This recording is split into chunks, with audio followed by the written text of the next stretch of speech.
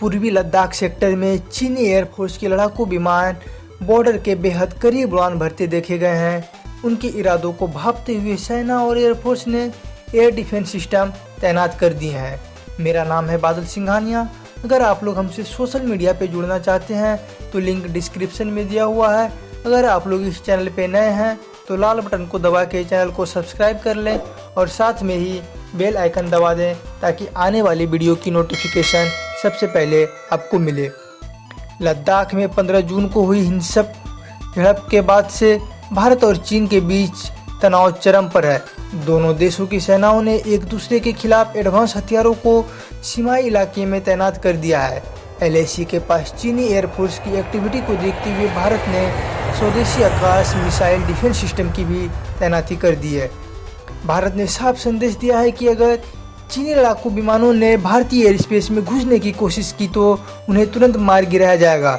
वहीं एक बड़ी खबर आ रही है कि संकट के इस समय में भारत अपने पुराने दोस्त इजराइल से एक एयर डिफेंस सिस्टम खरीद सकता है।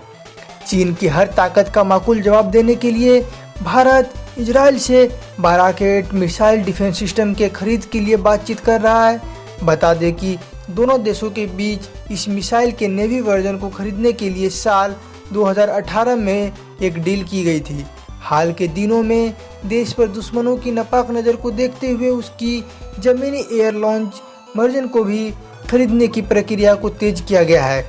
इजराइल एरोस्पेस इंडस्ट्री ने 2018 में यह जानकारी दी थी कि भारत से उसने $777 मिलियन की बारिक 8 मिसाइल डिफेंस सिस्टम डील की है। आइए जानते हैं क्या होता है LRSM। बाराकेट मिसाइल LRSM श्रेणी के तहत काम करता है। दरअसल मिसाइल कई श्रेणियों में आती है, जैसे कुछ जमीन या सतह से हवा में मार करने वाली तो कोई हवा से हवा में मार करने वाली मिसाइल होती है। इसके अलावा इनमें लंबी दूरी, मध्यम दूरी और छोटी दूरी की मिसाइल होती है। यह जो मिसाइल है वह लंबी दूरी की जमीन से हवा में मार करने वाली मिसाइल है। LRSM का पूरा नाम long range surface to air missile LRSM है। 2018 में हुई इस डील में सरकारी कंपनी भारत इलेक्ट्रॉनिक लिमिटेड मुख्य कॉन्ट्रैक्टर के तौर पर काम करेगी। बाराक 8 लंबी दूरी का surface to air missile system है। हथियारों और तकनीकी अवसंरचना, एल्टा सिस्टम और अन्य चीज़ों के विकास के लिए इजराइल का प्रशासन जिम्मेदार होगा, जबकि भारत डायनेमिक्स लिमिटेड मिसाइलों का उत्पादन करेगी। यह जहाज़ों के लिए एक सुरक्षित वाहक और लॉन्च मिसाइल है और इसे लंबवतः रूप से लॉन्च किया जा सकता है। चीन की हिंद महासागर में बढ़ती सक्रियता के मद्देनज़र यह बाराक 8 भारत के लिए महत्वपूर्ण साबित हो सकता है।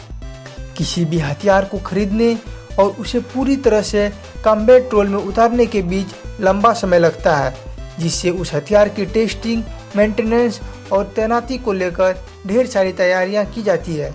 किसी दूसरे देश के मिसाइल सिस्टम जैसे अमेरिका की थार्ड या पेट्रियट, रूस की S-400 को तुरंत तैनात नहीं किया जा सकता है, जबकि बाराक 8 के साथ ऐसी दिक्कत नहीं है। भारतीय सेना बाराक 8 की कई मिसाइलों को पहले से ही ऑपरेट कर रही है। 2017 में भारत और इजराइल ने इस मिसाइल का जमीनी वर्जन की डील को $2 बिलियन में साइन किया था, जिसे MRSAM के नाम से भी जाना जाता है। LRSAM को INS विक्रांत और नेवी के कोलकाता क्लास डेस्ट्रॉयर पे इंस्टॉल किया जाएगा।